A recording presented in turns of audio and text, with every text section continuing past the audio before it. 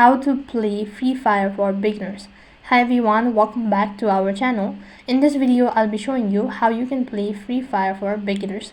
In order to play Free Fire for beginners, all you have to do is just make sure to watch this video till the end and follow the instruction as guided. The first thing, you have to install the following application. Head over to your Play Store and then on the search box type in Free Fire. Install the application. So after you're done installing the application, now you have to wait for the application to be installed. So after the application is completely installed, you have to open it up and then create an account. Application is completely installed, click the open button, and now you can start creating your account.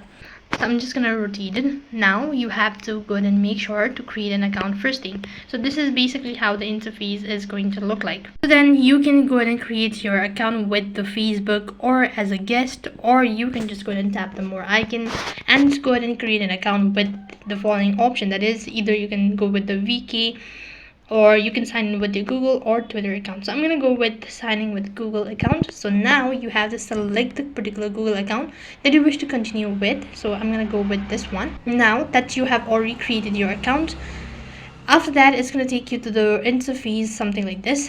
So you have to select all of these. Now you need to select what you actually want to see yourself as. So select either one of it and click the confirm button. Now click the let's go button in order to begin with the procedure. Now that you've successfully created your account, now you can start the battle and then you can begin with the. So that's basically how it works.